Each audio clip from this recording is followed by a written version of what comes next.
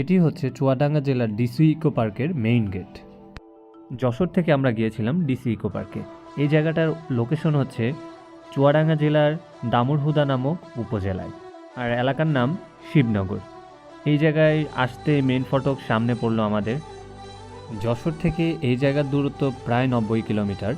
আমরা আসার পর বাইক রাখলাম, জন প্রতি 20 টাকা টিকিট দিয়ে আমরা ঢুকে পড়লাম ভিতরে।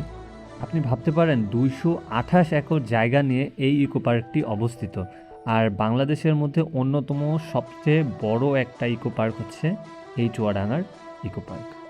আপনি 3 ঘন্টায়ও হেঁটে এই জায়গাটা কভার করতে পারবেন না। আমরা বাইক নিয়ে পুরোটা জায়গা ঘুরেছি, তাও আমাদের অনেকটা সময় লেগে গিয়েছে। এখানে খুব ভালো পিকনিক স্পট আছে, পিকনিক কর্নার আছে। দূর দূরান্ত থেকে এই জায়গায় পিকনিক করতে আসার মতো অন্যতম একটা সেরা জায়গা বলে আমি মনে করি। নিরিবিলির মধ্যে এই জায়গাটা বেস্ট। নদিয়া স্টেটের জমিদার শ্রী নফর চন্দ্রপাল চৌধুরী 1895 সালে এই বৃহত্তর জায়গা জুড়ে আম, কাঁঠাল, লিচু বাগানের সমন্বয়ে একটি বড় বৃহত্তর বাগান তৈরি করেন। 1940 সালে তিনি মৃত্যুবরণ করার পর 1947 সালে দেশ বিভাগের পর তার 2 পুত্র ইন্ডিয়া চলে যান।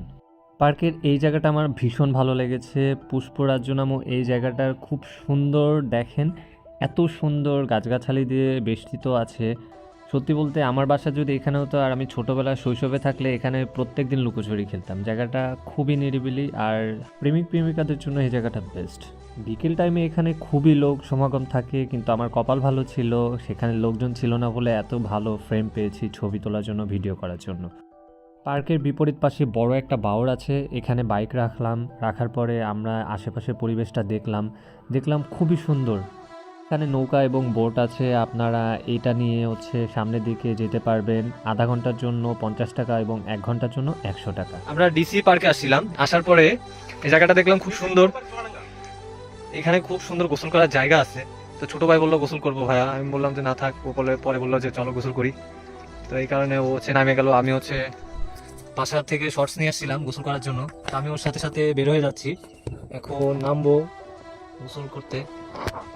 আমি কোনো জায়গায় ঘুরতে গেলে ব্যাগে করে অবশ্যই শর্টস, গেঞ্জি এবং তোয়ালে নিয়ে যাই, কারণ খুব সুন্দর যদি গোসল করার জায়গা পাই আমি গোসল করে নিই, কারণ সারাদিন জার্নি করার ফলে শরীরে প্রচুর ঘাম হয় এবং ক্লান্তি আসে। গোসল করার পর দেখলাম অনেক ফ্রেশ লাগতেছে। তারপর আবার রেডি হয়ে পার্কের না দেখা সৌন্দর্যগুলো দেখতে আবার আমরা ছুটলাম। তো এই সুন্দর রাস্তাটা বাওড়ের পাশ দিয়ে গিয়েছে, ভালোই ছিল। 113 প্রজাতির দেশি এবং বিদেশি বিভিন্ন ফলজ উদ্ভিদ এবং গাছগাছালি দিয়ে এই পুরো পার্কটি বেষ্টিত। আমার মনে হচ্ছিল যে আমি কোনো একটা বড় একটা বাগানের মধ্যে চলে আসলাম কিনা। তো ছোটদের খেলার জন্য রাইড শেয়ার ছিল, এবং সত্যি বলতে পুরো জায়গাটা মনে হচ্ছিল যে অ্যামাজন জঙ্গলে চলে আসছি কিনা। বিকেল টাইমে এসেছিলাম, এই জায়গায় খুব বাতাস হচ্ছিল, হাঁটা চলাচল করার জন্য এই জায়গাটা বেস্ট। তো অবশেষে ডিসি পার্ক থেকে আমরা বের হয়ে পড়লাম বাড়ির উদ্দেশ্যে।